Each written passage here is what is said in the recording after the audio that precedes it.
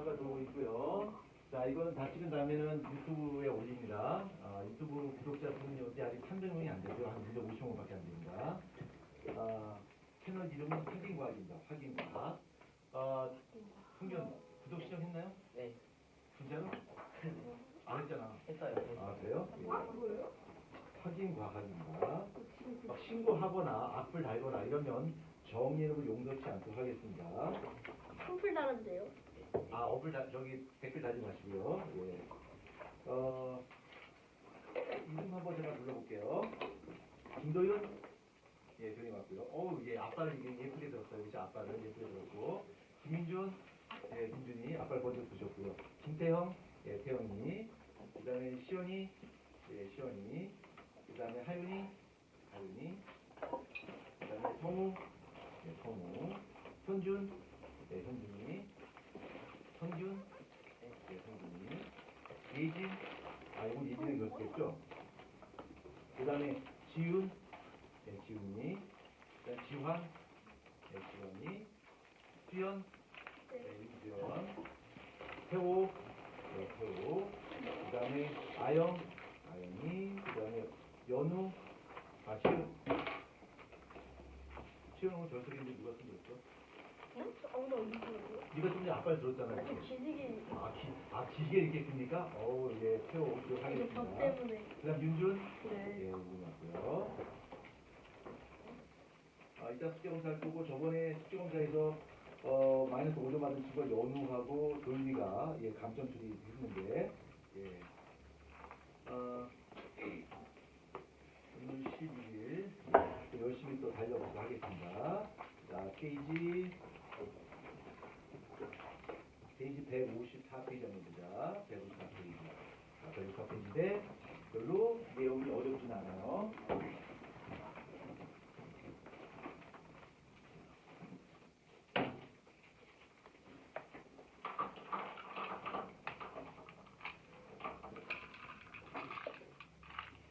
자, 화학반에 여기 154페이지에서는 발열 반응과 흡열 반응에 대해서 이야기하고 있는데 너무 기본적인 내용이라서 설명할 부분이 많이 없고요. 제가 이번 챕터에서는 뒤에 나와 있는 고등학교 화학 화학 1에 나오는 개념을 설명할 텐데 주로 어느 부분 중점으로 설명할 예정이냐면 쭉 가서 페이지 어디를 많이 설명할 거냐면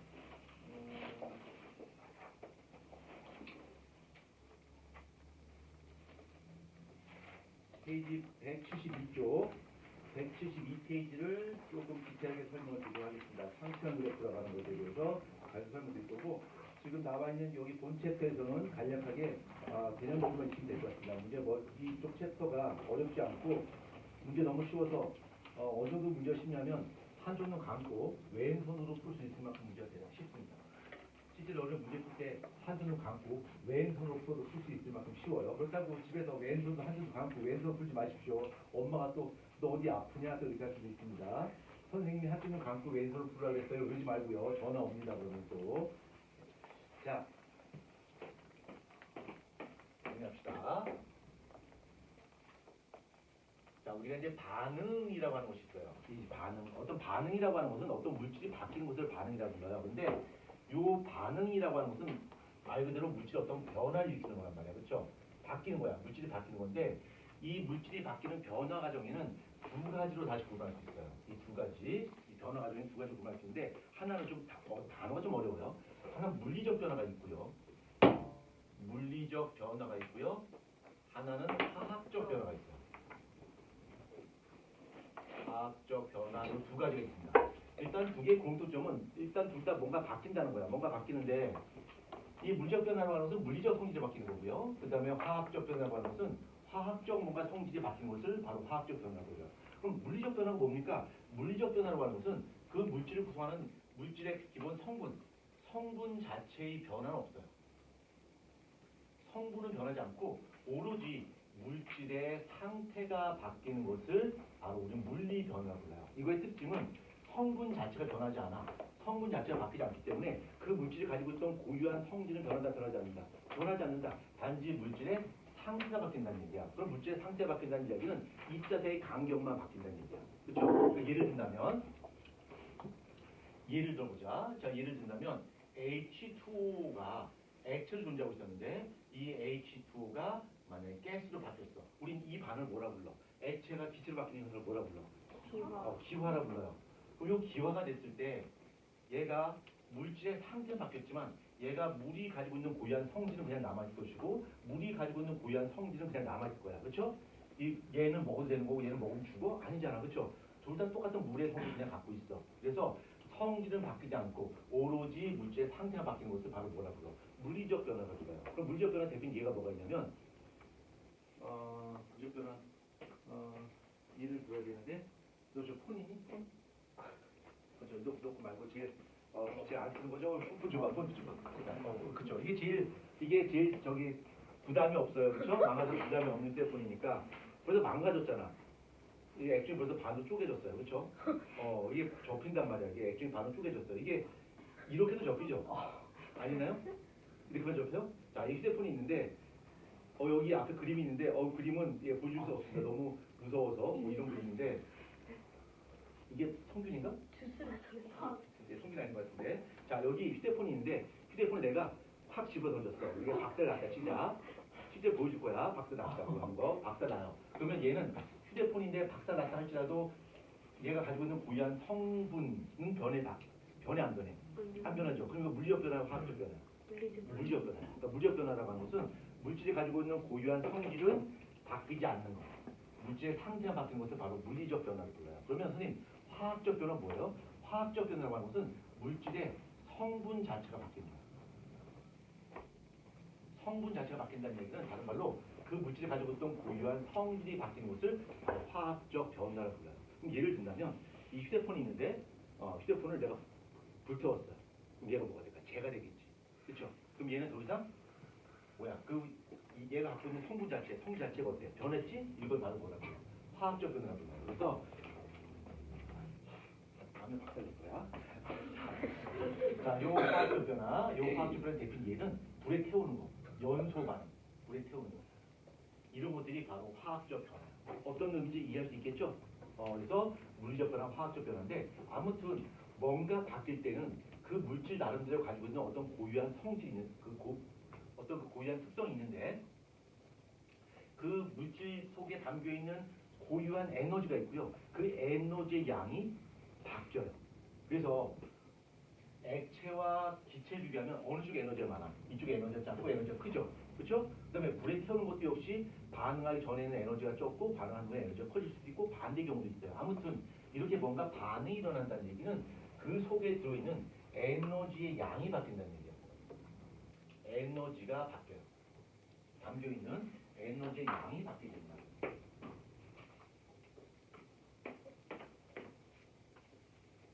에너지가 바뀔 거고요. 에너지 양이 바뀔 거고 에너지가 바뀌는 것만큼 에너지가 들락날락 거려요. 에너지가 출입하게 됩니다. 이렇게. 그래서 얼마만큼의 에너지가 출입하냐라고 하는 것은 반응하기 전에 물질이 가지고 있던 에너지와 반응한 후에 물질이 갖고 있는 에너지의 양의 차이나 중국 아니고요. 차이나는 부분만 에너지가 빠져나가거나 에너지가 들어올 수 있겠지. 그렇죠? 그래서 만약에 예를 들면 에너지가 큰 쪽에서 에너지가 작은 쪽으로 이동하게 되면 물질이 에너지 이만큼 갖고 있었는데 에너지가 조금밖에 없어졌어. 그럼 나머지만큼 어떻게 될까? 나머지만큼 밖으로 빠져나가게 되겠지. 그렇죠? 밖으로 방출되는 거야. 이렇게. 그럼 얼마만큼 방출됩니까? 요거 반응하기 전에 물질을 반응물이라고 부르고 반응 후의 물질을 우리는 생성물이라고 부르는데 반응물과 생성물의 에너지 차이 나는 부분만 빠져나오겠지. 그렇죠? 요 차이 나는 에너지를 바로 뭐라고 부르냐면 반응력이라고 불러요. 반응력. 또 반대로 에너지가 매우 작은 물질이 에너지가 큰 물질로 가게 되면 에너지가 부족할까 남을까? 부족하겠지. 부족한 것만큼 어떻게 될까? 안으로 들어가게 되겠지. 이것이 안으로 흡수된단 말이야. 그럼 얼마만큼 흡수될까? 차이 나는 부분까지. 중국 아니야? 태호? 차이 나는 중국 아니야? 또 집에서 중국 있으면 안 돼. 자, 차이 나는 에너지만큼 안으로 흡수되고 이것도 역시 반응력이다. 자, 그래서 이렇게 뭔가 변화 생길 때는 여기 사이에서 반드시 에너지가 출입한다. 그래서 에너지가 출입하냐, 들어가냐, 나오냐에 의해서 두 가지로 구분할 수 있는데 이렇게 차이 나는 부분, 반응률이 밖으로 방출될 때 우린 이런 반응을 무슨 반응이라고 불러? 발열 반응이라고 불러. 발열 반응이라고 부르고 들어가는 걸 뭐라고 불러? 흡열 반응. 이거를 흡열 반응이라고 부릅니다. 흡열 반응. 그래서 발열 반응, 흡열 반응 이렇게 구분할 수 있고요. 그러면 발열 반응을 한번 봅시다. 얘는 차이 나는 부분, 반응열이 밖으로 빠져나오게 돼. 그럼 주변으로 열이 퍼지게 되니까 이때는 주변의 온도가 어떻게 될까? 주변의 온도가 높아질 거고 이때는 주변의 온도가 어떻게 될까? 주변의 온도가 낮아지게 되겠지. 오케이? 오케이? 이해됐죠? 자, 그 다음에 좀 더 심화 과정으로 들어가도록 하겠습니다. 근데 이렇게 에너지를 출입하는 것은 물리적 변화건 화학적 변화건 간에 무조건 일어나요. 왜? 반응물과 생성물의 에너지 차이가 생길 수밖에 없으니까 똑같은 물질일 수는 없잖아. 그렇죠? 그래서 반드시 에너지가 출입하게 되고 그 반응에 따라서 발열 반응일 수도 있고 흡열 반응일 수도 있고 그거는 그때그때 어허 이거 아직 훈련이 안 됐어. I say 그때그때 you say 달라요 도윤.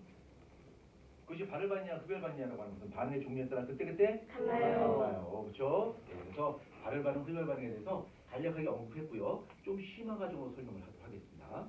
자, 만약에 A라는 물질이 B라는 물질로 바뀐다 가정하자. A라는 물질이 B라는 물질로 바뀌게 되는데 요 화살 표시가 바로 반응이라는 뜻이야. 그래서 반응하기 전의 물질, 요 물질을 바로 반응물이라 부르고요. 반응물이라 부르고 반응한 후에 생겨나는 물질 뭐라고 부를까? 생성물이라고 불러요. 그래서 반응물과 생성물을 화살표로 표시할 수 있는데 이렇게 반응과 생성물을 화살표로 표시한 다음에 얘가 발열 반응이냐 흡열 반응이냐를 식으로 표현할 수 있어요. 자, 식으로 표현하는데 이 차이 나는 부분은 보통 일반적으로 Q라 불러요. 자, Q라 부르는데 만약에 얘가 A에서 B로 되면서 Q만큼의 에너지를 밖으로 내뿜었다 치자. 자, Q가 헷갈려요? 그럼 그냥 100이라 치자. 100만큼의 에너지가 빠져나갔다 치자. 그러면 이걸 어떻게 표현할 수 있냐면 여기다가 플러스 100kJ 이렇게 쓰는 거야. 킬로줄은 에너지를 표현하는 단위입니다. 그래서 100kJ만큼 밖으로 뿜어내는 거야. 그럼 이렇게 표시하게 되면 이 반응열이고 이 절대값이 반응열이고 이 부호가 에너지 투입 방향을 뜻하는 거야. 그러니까 플러스라는 얘기는 밖으로 뿜어내는 거야. 그래서 이것이 바로 발열 반응이라는 게 된다. 그다음 100이라고 하는 것은 요거와 요거의 에너지 차이를 뜻하겠지. 그렇죠? 그럼 반대로 만약에 B가 A로 바뀌었다라고 한다면 B가 A로 바뀌었다라고 한다면 똑같이 두 개의 물질의 에너지 차이 반응열은 똑같이 100kJ일 거야. 근데 앞에 부호가 바뀌겠지. 뭘로 바뀔까? 마이너스로 바뀌어. 마이너스로. 그럼 요것은 흡열 반응을 뜻합니다. 그래서 화학 반응이 있을 때 그 화학 반응에서 반응열 표시하고 플러스 마이너스 가지고 발열과 흡열을 구분할 수 있어요. 선생님 이분이 헷갈리는데요. 플러스 마이너스 분 헷갈려요. 이렇게 기억하자. 이 플러스 마이너스라고 하는 것은 에너지 출입 방향을 뜻하는데 이거를 바라보는 관점. 이걸 바라보는 관점은 바깥에서 바라보는 거야. 외부에서 바라본다 이렇게 생각하시면 돼요. 그러니까 A가 B로 바뀌면서 100kJ만큼 밖으로 에너지 뿜어내니까 주변 입장에서 봤을 때 뭐야? 100kJ만큼 에너지를 얻게 되는 거겠지. 그렇지? 플러스 부호가 큰 거야.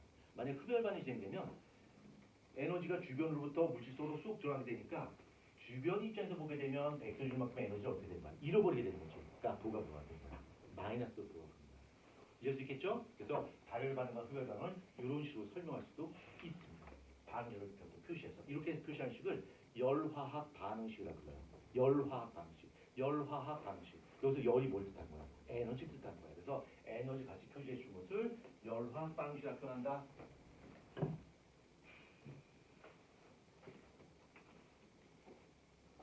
열화학 반응식 표현하고요. 그 다음 요거 숫자 요게 뭐가 되는 거야? 반응열이 되겠지. 그쵸? 이거 좀 심화 과정이야. 나중에 고등학교 2학년 좀 올라가면 배우게 된다 이거. 자, 근데 여기서 우리가 멈출 수는 없어. 좀 더 깊이 들어가고 싶어요. 자, 그러면 새로운 단어가 생겨야 됩니다. 엔탈피. 오, 영어 나오니까 갑자기 막 설레죠, 그렇죠? 예, 영어 잘하는 선생님한테 갑자기 영어가 툭 튀어나오니까 갑자기 막 설레죠. 아까 내가 아침을 안 먹어갖고 저기서 물을 마시면 삶은 계란을 먹었더니 저 옆에 하나 있던 그 친구가 선생님 나 삶은 계란 영어로 뭔지 알아요? 그러더라고요. 뭐야? 그랬더니 라이프 세? 그 정도 지나가더라고. 그래서 달걀 먹게 취할 뻔했어요. 배운 영어를 바로 써먹고 있어요. 삶은 달걀 영어로 뭐죠? 라이프 세 맞죠? 감동 먹었어요. 또 어쩜 저기 영어를 잘할까 막 감동 먹었는데 학교에 써먹으면 안 됩니다. 학교에 써먹으면 성균이처럼 밥 혼자 먹어요. 자, 엔탈피 한번 볼게요. 엔탈피. 자, 엔탈피가 무슨 뜻이냐면 엔탈피는 물질 고유의 에너지, 물질이 가지고 있는 고유의 에너지를 바로 엔탈피라고 불러요. 물질이 가지고 있는 고유한 에너지를 엔탈피라 표현한다. 그런데 이 물질이 가지고 있던 고유한 에너지는 측정을 할 수가 없어요. 측정이 불가능해요. 왜요? 물질도 당연히 에너지가 있고 측정 왜 못해요? 왜 못합니까? 왜 못하냐면 기준이 없어서 못해요. 자, 보자. 내 키가 만약에 2m라고 가정하자. 내 키가 2m라고 가정하면 왜 윤준이 왜 웃죠? 내 키가 2m입니다. 자, 2m인데 여기 왜 웃는 거지? 이해가 안 되네. 자, 내 키가 2m인데 이 펜이 내 머리 위에 있어. 그럼 이 펜은 얼마나 높이 있는 거지? 얼마나 높이 있죠? 라고 볼 수 없어요. 내 키가 2m라고 가정했을 때 이 펜이 2m 높이 있다고 말할 수 없어요. 왜 그럴까? 왜냐면 펜도 높이가 다 달라니까. 기준이 없었어. 그러니까 얘가 얼마 높이 있어라고 볼 때 여기 바닥을 기준 잡는 건지 아니면 1층을 기준 잡는 건지 아니면 해수면을 기준 잡는 건지 아니면 지하 2층을 기준 잡는 건지 기준이 없잖아. 그렇지? 그러니까 얘가 정확히 몇 미터 높이 있다라고 말할 수 없단 말이야. 마찬가지로 여기 물질이 있는데 이 물질 속에 얼마나만큼의 에너지가 들어가 있어요? 라고 하면 이거를 분해하면 될 거 아닙니까? 라고 생각할 수 있어요. 근데 어디까지 분해할까? 그 기준이 없잖아.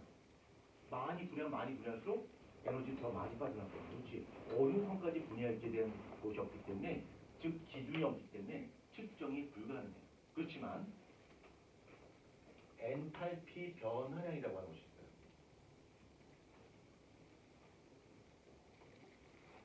델타 H를 쓰는데 델타는 변화량의 뜻이야. 엔탈피 변화량인데 자 이게 정확히 2m 높이 있는지 15m 높이 있는지 20m 높이 있는지 알 수 없어요. 그렇지만 아까 처음 상태에 비해서 10cm만큼 높아졌어요.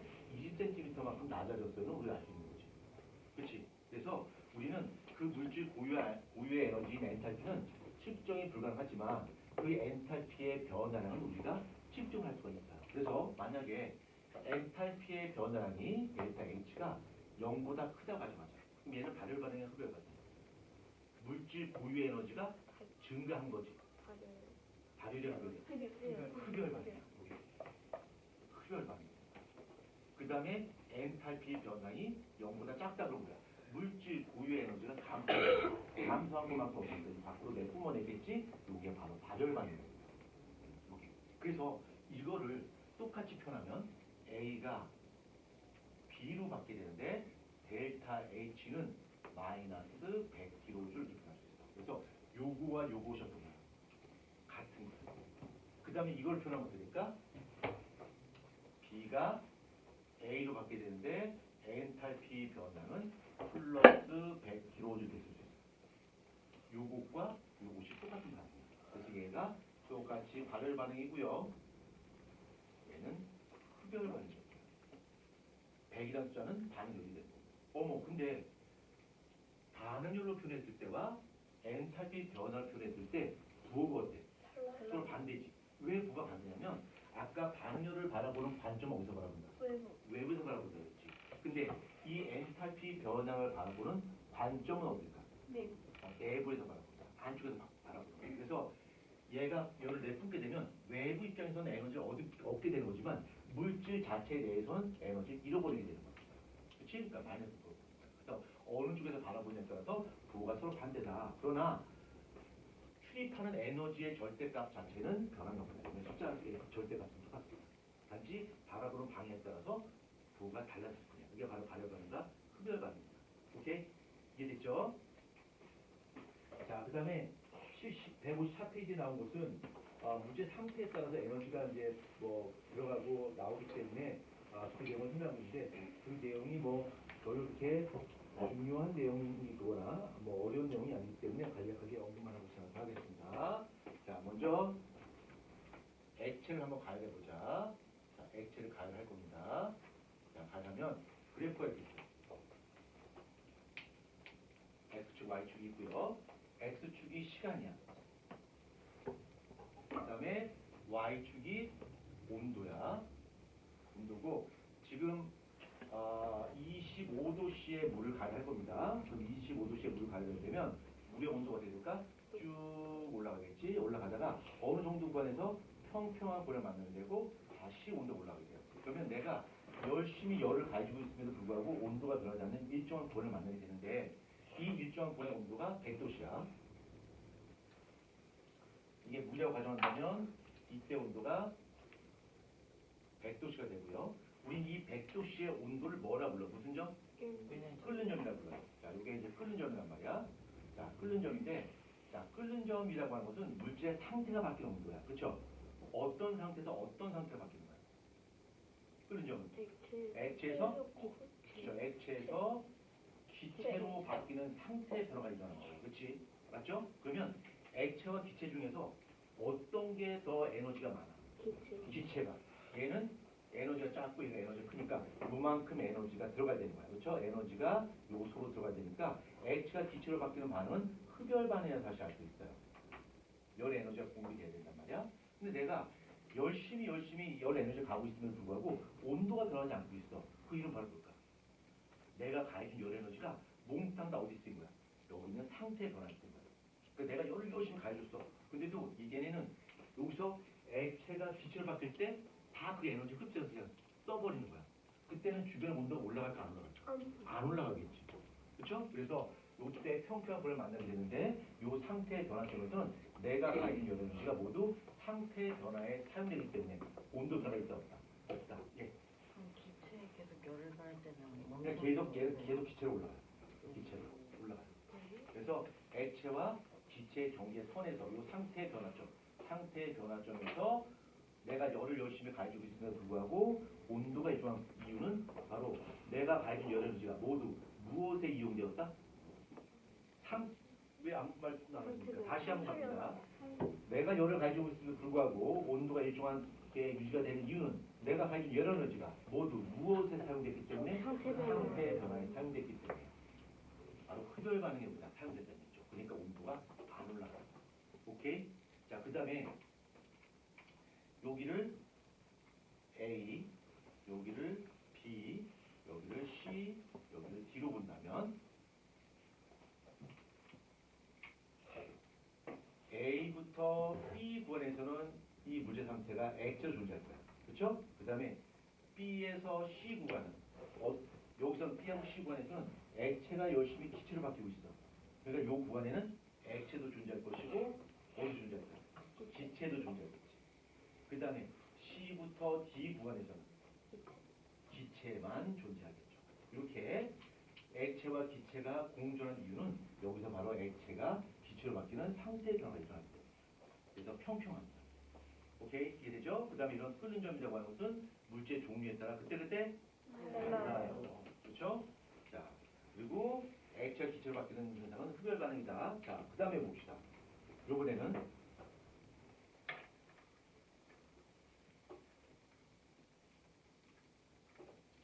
여기가 온도고요. 여기가 시간입니다. 펜이 이렇게 안 나오지?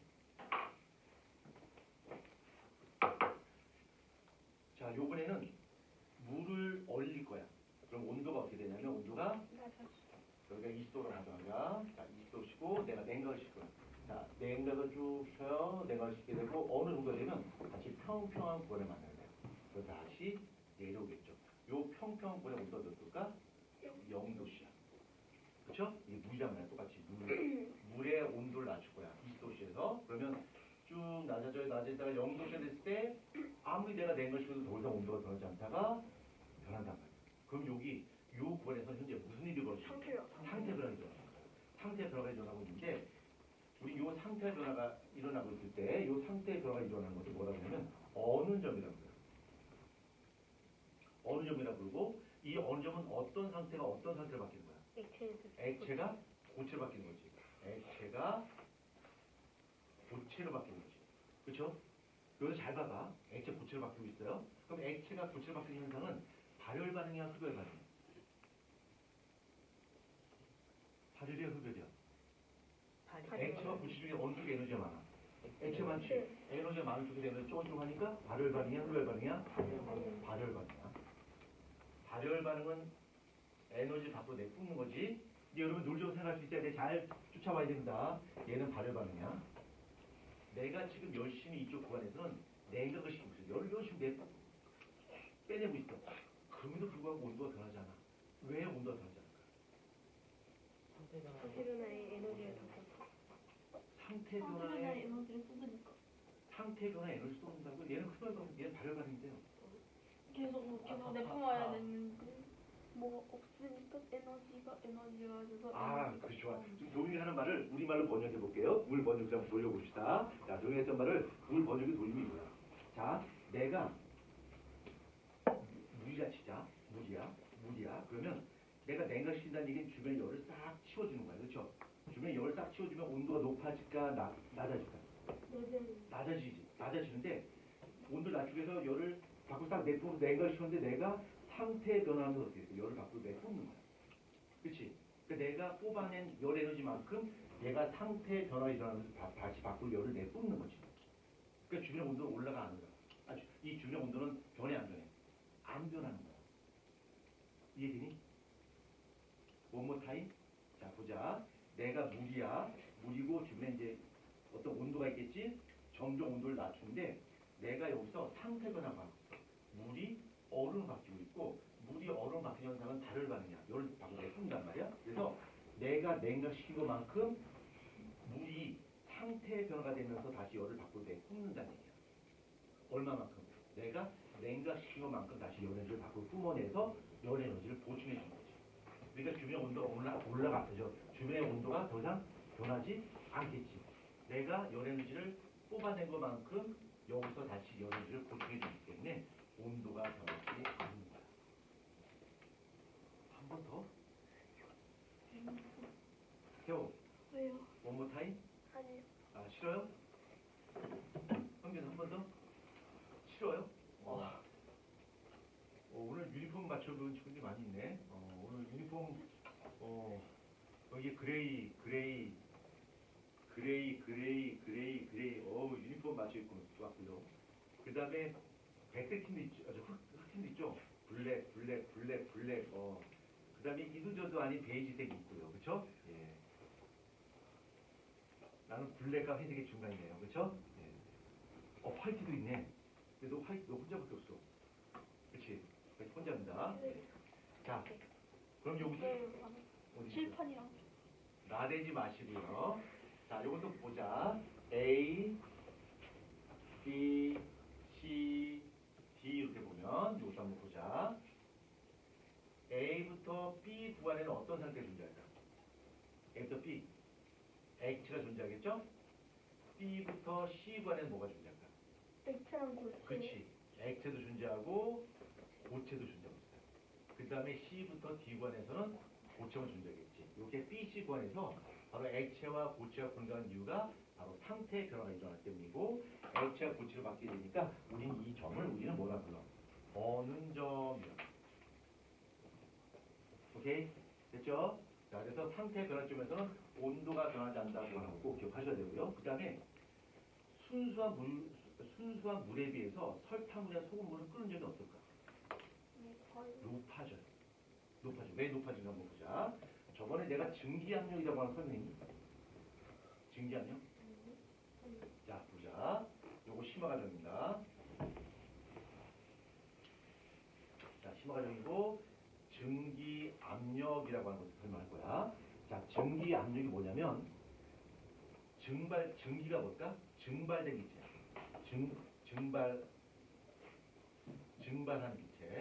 증발한 기체를 우린 증기라고 부르고 이것이 나타내는 압력, 증발기체가 나타내는 압력을 바로 증기압력이라고 불러. 근데 증발된 기체가 병진, 회전, 진동을 하면서 병을 치는데 이게 증발된 기체가 수소냐, 산소냐, 물이냐는 중요하지 않아요. 다 입자 하나 믿으면 어때?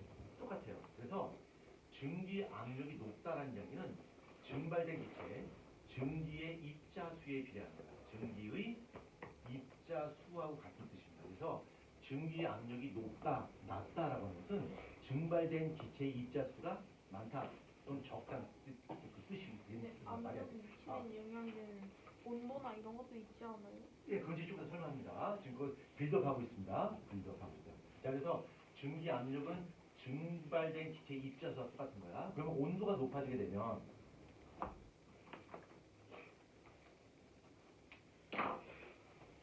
내가 온도를 높이게 되면요. 온도가 높아짐에 따라서 입자의 운동이 어떻게 될까? 입자의 운동이 활발해지겠지.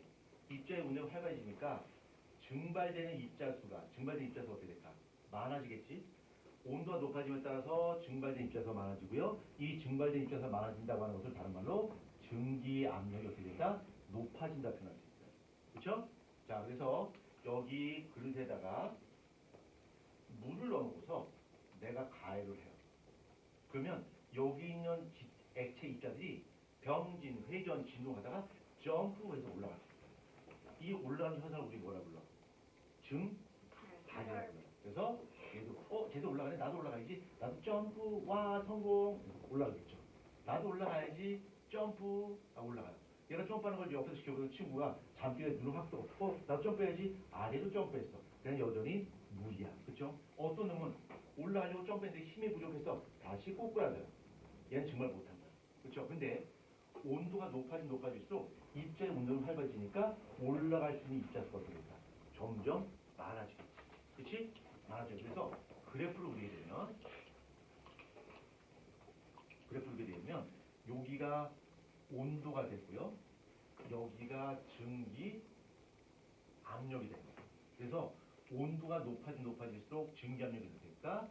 이렇게 높아진다. 그렇죠? 이게 높아진다는 게 뭐야? 증기 압력이 높아진다는 게 무엇이야? 증발된 입자수가 점점 많아진다는 거지. 그렇지? 그런데 말입니다. 얘네가 점프를 하는데 속에서 점프하지 못하고 표면에서만 점프하고 있어. 그 이유는 뭘까? 왜 표면에서만 점프할까? 열이 없어. 누군가 방해하고 있어. 대기압? 공기압? 대기압이 야 우리가 지금 기체 올라가는데 군대까지 올라오는 거야? 올라오지 마. 하면서 이렇게 눌러. 그래서 대기압의 압력을 얘는 누르기 때문에 표면에서만 눈치 보고서 살짝 올라가. 이게 누르는 힘이 바로 대기압이야. 그러면 온도를 내가 점점 높여주려면 증발되는 입자수가 점점 많아지니까 증기압력이 어떻게 될까? 점점 높아지겠지? 네. 높아진단 말이야. 점점 높아지다가 결국에는 이 올라가려고 하는 증기압력과 누른 대기압이 어떻게 될까? 같아지게 됩니다. 그러면 대기압이 이렇게 있는데 증기압력이 대기압 같은 힘으로 딱 버텨줍니다. 그럼 액체 표면을 누르는 힘이 있어 없어? 없지. 그때는 개나 소나 다 올라올 수 있다. 이걸 바로 뭐라고 불러? 흐름이라고. 더 커질 수 없어요? 그렇죠. 그래서 이렇게 속에서 기체로 올라오게 돼요. 이 현상을 바로 뭐라고 불러? 흐름이라고 불러. 그러니까 흐름이라고 하는 것은 액체 갖는 증기 압력과 무엇이 같은 거야? 대기압이 같은 거야. 그래서 대기압이 1기압이면 1기압이라고 가정한다면 대기압이 1기압이라고 가정한다면 증기압력이 대기압과 같은 1기압이 되는데 필요한 온도 이게 바로 끓는 점이다. 그 끓는 점이라고 하는 것은 증기압력을 대기압만큼 올려주는 데 필요한 온도 이게 바로 뭐야? 끓는 점. 오케이? 좀 어렵나요? 왜 다 시름시름 앓고 있지? 저 뒤에 문을 엽시다. 저 뒤에 저 문 있는데? 아니요, 저 뒤에 문 있잖아요. 예, 그 문 열어요. 네. 예. 만약에 더 넣으면 저기 치료하겠습니다. 선생님이 지키면 선생님에 따라서 선생님 기타 좀 들어주세요라고 할 것 같으니까 딴 사람 시키도록 하겠습니다. 자, 그래서 증기압력이 대기압만큼 1기압만큼 올라갔을 때의 온도를 바로 뭐라고 해요? 끓는 점 같은 거. 이게 100도씨가 됩니다. 물 같은 거. 그렇죠? 근데 만약에 에탄올이야 진짜. 그럼 에탄올은 물에 비해서 증기압력이 높을까 낮을까? 맞아요. 낮아요. 그러면 물하고 에탄올에 증기압력을 주게 하면 에탄올이 증기압력이 더 커요. 그러면 에탄올이 증기압력이 더 크다는 얘기는 물에 비해서 에탄올이 무엇을 더 잘한다? 증발을 더 잘한다고 얘기했지. 그렇죠? 그러면 만약에 온도가 똑같이 50도라 가정했을 때 물의 증기압력이 요만큼이면 에탄올의 증기압력은 그보다 더 높겠죠. 이렇게 되겠죠. 이게 에탄올. 이게 검은색이 물이 되는 거지. 에탄올이 순수한 물에 비해서 어떻다? 증기압력이 더 높다. 그쵸? 그런 말이야. 그러면 에탄올도 역시 마찬가지로 증기압력이 대기압 같은 1기압만 되면 뭐야? 끓을 수 있는 거야. 근데 물 같은 경우는 증기압력을 1기압 만들려면 100도씩 필요하지만 에탄올은 약 80도씨, 정확히 78도씨죠? 약 78도씨만 높게 되면 증기압력이 대기압과 같아지는 거예요. 그래서 에탄올은 순수한 물에 비해서 끓는 점이 어때요? 더 낮습니다. 윤준 이거 이해되나요? 네. 예, 이해되죠? 지금 다 눈이 감기고 있는데 너무 어렵나? 어려워요? 온도가 너무 조작이 너무 똑같아요. 아, 그래요? 그럼- 쉽게 합시다. 그럼 저기 에어컨 좀 틀까요? 네. 그럼 저기 성대 가서 에어컨 좀. 좀 스타트로 달는 건데 에어컨. 너무 몸이 나른해져요. 예. 몸이 너무 감기치지? 카메라에 나와. 이제 새벽 2시까지. 저 성민이 갔다 왔는데 1박 2일거든요. 나도 예. 오늘 과학을 못해가지고 2시까지. 자, 요거 계속 보자. 네. 요거 보자. 그래서 물에 끓는 점은 100도씨가 되는 거고 에탄올 끓는 점은 78도씨가 되는 거야. 그런데 말이야. 그런데 내가 높은 상태에 올라가. 그럼 대기압이 높아질까 낮아질까? 나도. 낮아지겠지. 높은 상태에 올라갔더니 대기압이 0.7기압밖에 안 되는 거야. 그러면 증기압력도 0.7기압까지만 올라가게 되면 끝이 되는 거겠지. 그러면 물 한번 볼까? 쭉 따라가면 높은 산에 올라갔더니 물에 끓는 점이 어떻게 됐어? 나도. 낮아졌지. 왜? 증기압력이 0.7기압까지만 올라가게 되면 물이 끓을 수 있다는 거지. 그렇죠? 그럼 만약에 압력이 너무 높아. 압력밥솥처럼 대기압이 너무 높아. 만약에 1.2기압이었지. 그러면 물에 끓는 점이 어떻게 될까? 높아지는 거지. 그래서 물에 끓는 점은 무엇에 따라 바뀐다? 압력, 즉 대기압에 따라서 끓는 점이 높아질 수도 있고 낮아질 수도 있다는 거야. 오케이. 이해됩니까? 네. 네. 그래서 압력에 의해서도 물에 끓는 점이 바뀔 수 있구나. 높은 산에 올라갔을 때 아니면 대기압 높을 때 따라서 압력이 바뀔 수 있다라는 사실을 우리가 이해할 수 있고요. 윤준이 좀 어렵나? 아니요. 괜찮아요. 괜찮습니까? 네. 태호, 네. 언더스tud? 이해됐어요. 네. 태호한테 물어보자. 언더스탠드가 뭔 뜻이야? 물구나무 서다 이 뜻인가요? 맞죠? 네. 언더스탠드 맞죠? 물구나무 서다 맞죠? 아래에서. 맞는 것 같은데? 맞지? 근데 맞잖아. 아래에서 그러니까 물구나무 서는 거죠. 이거 신기해요. 자, 이거 이해됐죠? 요거 이해됐죠? 자, 그러면 우리가 물질의 상태 변화에 영향을 미치는 이유는 두 가지가 다시 알겠습니다. 바로 뭐냐면 온도와 압력에 의해서 물질의 상태가 바뀔 수 있다는 사실을 알 수 있겠죠. 만약에 90도씨다라고 한다면 만약에 90도씨인데 대기압이 높다면 액체 존재하겠지만 대기압이 낮다면 90도씨에서도 그것이 기체로 존재할 수 있는 거죠. 압력에 의해서도 물질의 상태가 바뀔 수 있습니다.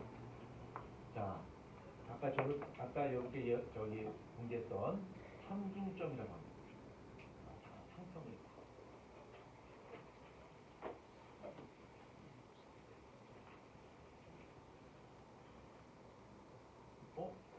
형님 벌써 왔어? 언제 왔냐? 이렇게 빨리 갔다 왔다고? 손이 이렇게 빨리 오는데? 우리 지금까지 달리기에서 1등 해본 적 없잖아. 편한 3등 했잖아. 4명 중에서 3명 중에 선생님. 어떻게 알았어? 자, 상평그래프야. 자, 상평그래프인데 이거 좀 어려워요. 어려워서 여러분이 만약에 내가 설명 중에 이거 이해 못했어요 그럼 넘어갈 겁니다. 자, 다시 페이지 넘기셔서 아까 제가 알려드렸던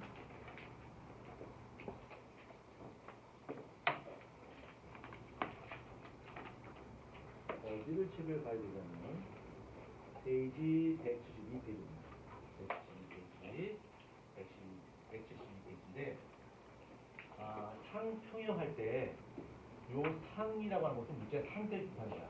고체, 액체, 기체를 뜻하는 거고 평형이라는 말은 뭐냐면 물질의 상태가 두 가지 상태가 공존한다는 얘기야. 174페이지입니다.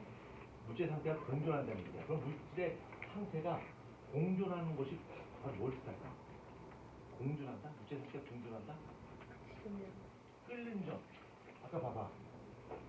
어느 점이나 끓는 점. 이게 상태가 변하는 권에서는 물질의 두 가지 상태가 공존해. 그렇죠? 그래서 물질의 상태의 변화점을 바로 평점이라고 부르는데, 그러니까 끓는 점이라든가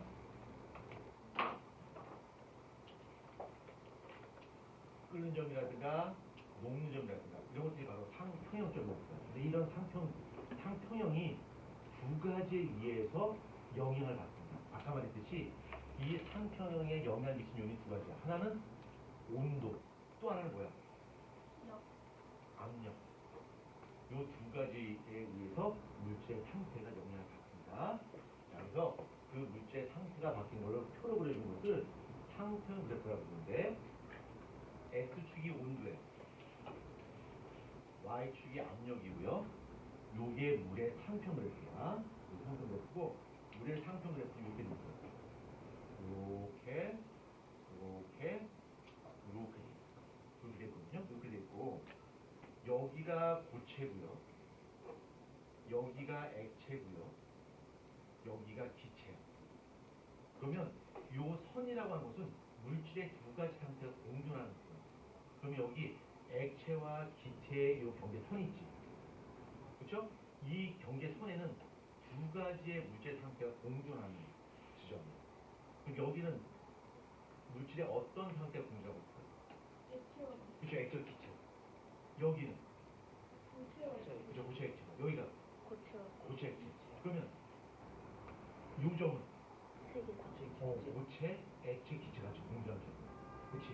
자, 그럼 우리가 아까 배웠던 걸 개념을 잘 연구해서 보자. 그러면 얘는 말이야. 요 구간에는 물체가 액체도 존재하고 기체도 존재하고 있어요. 이 선은.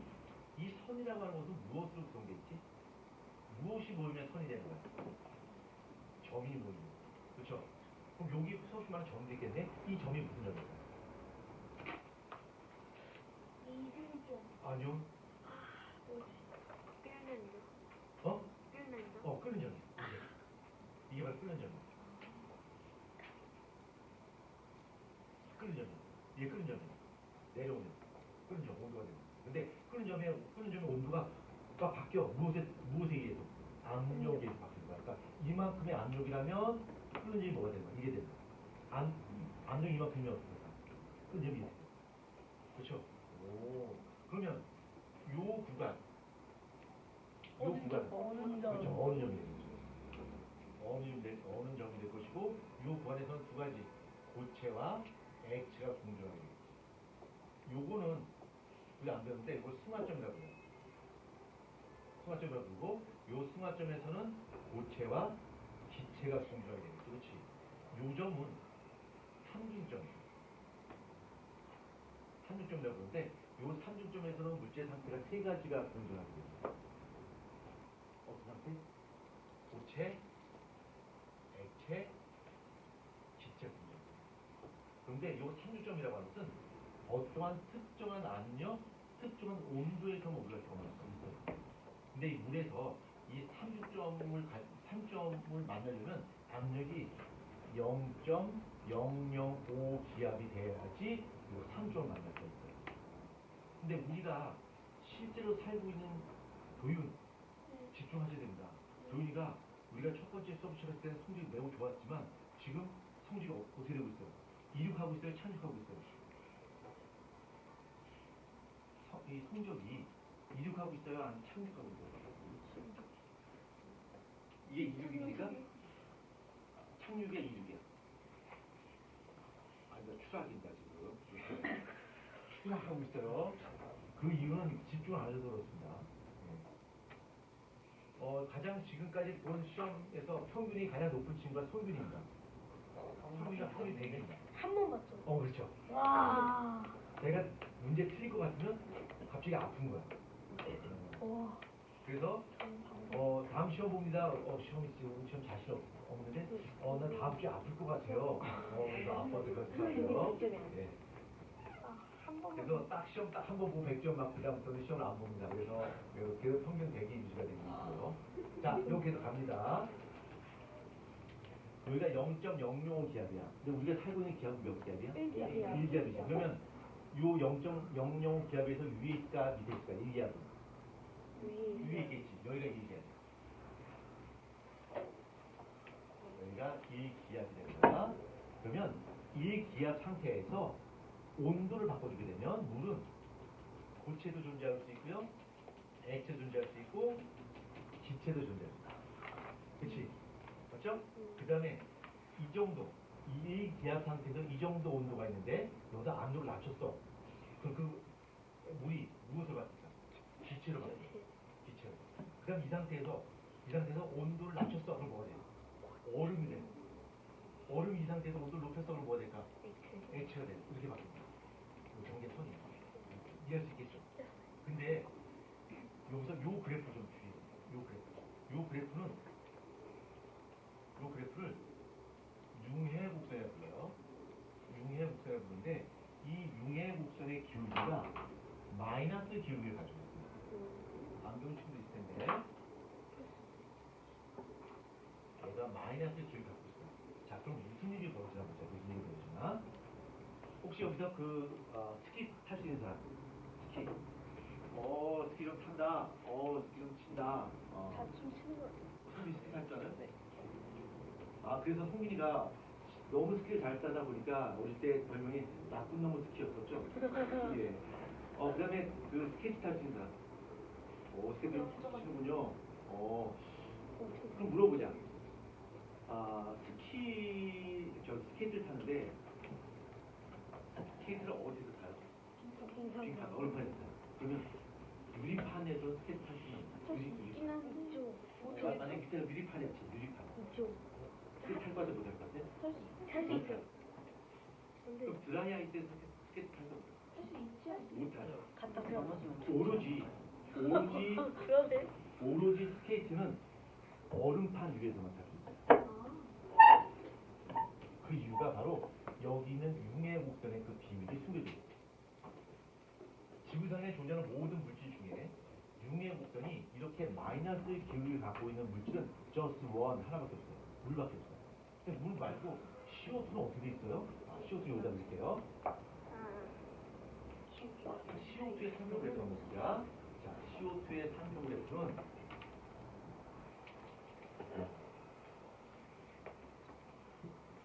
이렇게 돼 있어요. 이거 CO2의 상표 그래프고요.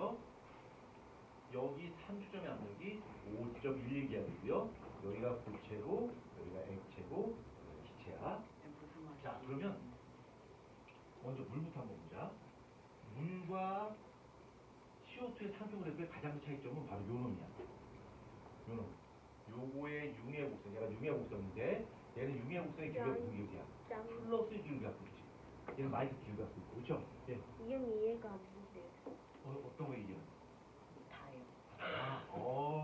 그럼 처음부터 다시 대단하다. 낯설어집니다.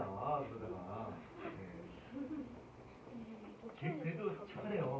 제일 열받은 건 뭐냐면 내가 2시간 동안 막 설명했어요. 그랬더니 끝날 쯤에 선생님 이해가 안 돼요. 그래 어떻게 이해가 안 돼? 내가 다시 설명해줄게.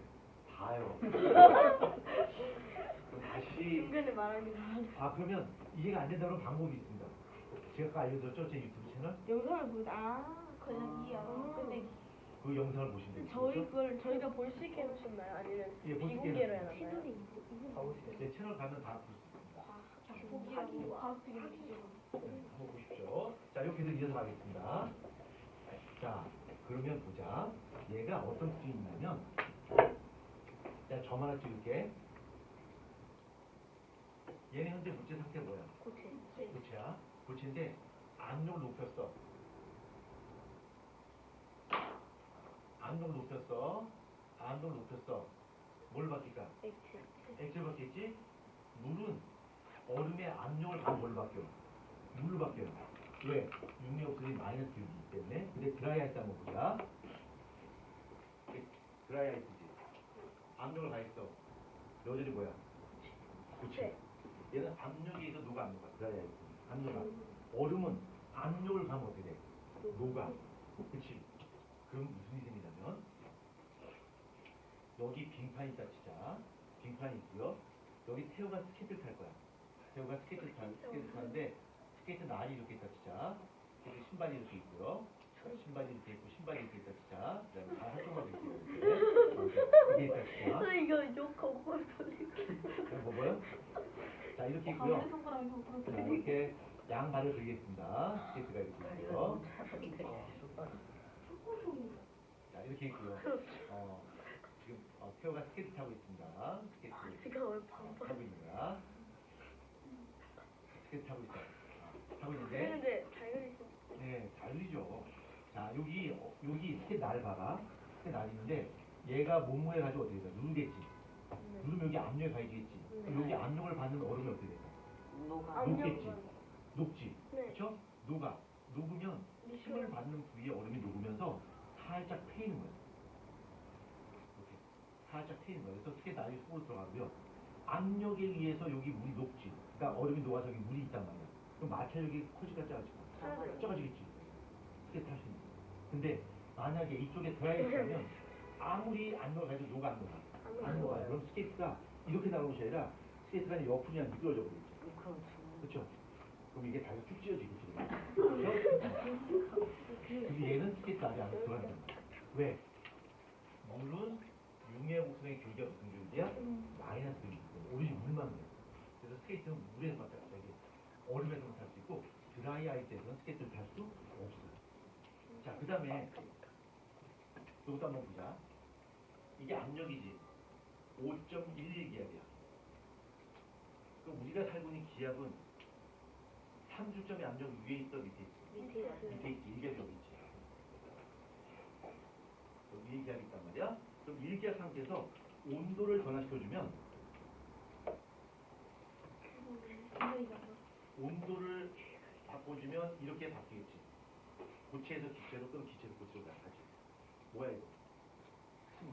그래서 드라이 아이스, 이 드라이 아이스를 공기에 그냥 두면 액체된 것이라고 보여요. 기체가 되는 거야. 그럼 액체는 기압을 무조건 높여야만. 그렇죠. 5.11 기압 이상 돼야만 우리가 CO2 액체를 만들어요. 그래서 이제 우리가 액체 그렇죠? 상태에 그러니까 CO2 액체는 5.1 기압 이상이 돼야만 우리가 CO2 액체를 만들 수 있어요. 압력 엄청 높아야지. 그렇지만 우리가 살고 있는 기압이 1기압이기 때문에 온도 바꿔주게 되면 고체, 기체만 바뀌는 승화성 물질. 그렇지만 물은 1기압 상태에서 온도를 바꿔주면 고체, 액체, 기체를 넣는 거죠. 그렇죠? 그리고 융의 곡선이 마이너스 기울기를 갖고 있기 때문에 압력을 가게 되면 얼음이 녹을 수 있다. 자, 그래서 명탐정 코난 난 뭐지? 성경 중에 뭐야? 빡세. 아, 빡치네. 이게 뭐죠? 얼음이야. 누가 봐도 얼음이잖아, 그렇죠? 얼음이란 말이야. 얼음이 있고요. 얼음이 있고 책상이 이렇게 있고요. 자, 책상 사이에다가 얼음을 이렇게 올려놓고 여기다가 줄을 이렇게 얹어놓고요. 줄을 얹고 여기다가 추를 매달아. 이쪽도 이렇게 추가 이렇게 돼 있겠죠. 이렇게 있어요. 그럼 지금 방안의 온도는 영하 마이너스 1도씨야. 얼음이 젖어 녹잖아. 무거운 추를 여기다 대고요. 오랫동안 방치했어요. 그러면 시간이 지나게 되면 이 추는 어떻게 될까? 내려가요. 추는 바닥에 떨어지겠죠. 얼음 어떻게 될까? 반응. 아니요. 이 추가 이 추의 줄 있죠? 실이 얼음을 통과해요. 진짜. 그래서 시간이 지나고 나면 얼음은 그냥 있고요. 추가 밑에 떨어져 있어요. 얼음은 그냥 있어요. 이 추가 이 얼음을 통과합니다. 기체연소가. 이거 봐요. 얼음의 표면이 이렇게 있다. 자, 얼음의 표면이 있고 지금 여기 줄이 이렇게 있겠지. 줄이 이렇게 있다. 진짜. 그거 이렇게 톡톡톡하고 눌러. 줄이 여기 있다. 진짜. 그러면 여기 줄이 닿는 부분이 어떻게 뭐 압력이 걸리죠? 압력이 걸리게 되면 이게 얼음이 녹겠죠? 녹아서 이 줄이 누른 누른 장소가 밑으로 내려온단 말이야. 그러면 이 귤이 내려오게 되면 그 지나온 부분은 압력이 가해져 안 안 되죠. 압력이 가해지 않고 다시 얼겠지. 그렇죠? 얘가 더 높겠지. 그럼 얘가 어떻게 돼? 점점 내려오고 지나온 부분은 어떻게 될까? 다시 얼어버린단 말이야. 압력이 없으니까. 그렇지? 그리고 어떻게 될까? 통과하는 거지. 그렇죠? 이게 바로 여기에 그 기밀이 숨겨져 있는 거죠. 와우, 서프라이즈? 별로 이렇게 놀랍지 않네. 와. 지금 이론을 알게 되니까 생각보다 이해만 해요. 네, 그 내용이 여기 나와 있고요. 그 다음에 봐봐. 자, 여기 일기화 상태에서 쭉 내려갔죠? 요 점이 바로 뭐야? 0도씨가 쭉 가죠? 요 점이 뭐가 되는 거야?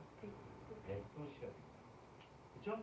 그러면 압력이 낮아졌을 때, 압력이 높아졌을 때 어느 점과 끄는 점이 어떻게 바뀌는지 예상할 수 있겠죠. 오케이? 네, 씹혔네요. 예, 씹혔습니다. 단체로 씹었는데 씹지 마시고요. 자, 그래서 크게 내용 다 설명드렸고요.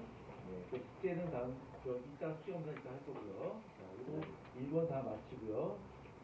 뒤에 있는 문제는 전부 다 기본적으로 숙제인 건 알고 계시죠? 여기 언급하지 않고 하겠습니다. 그 다음에 2번 한번 볼까요? 이거 다 읽어보셔야 된다. 한 번 정도는 읽어보셔야 되고. 자, 그 다음에 2학년 거 살짝 2-1번.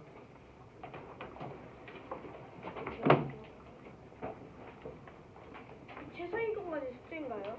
네, 친생권 안 하셔도 돼요. 친생권은. 아직 여러분이 영재고 하는 그 문제를 풀기에는 조금 거시기 하죠. 자, 2-1번 페이지 12페이지입니다. 12페이지. 12페이지고요.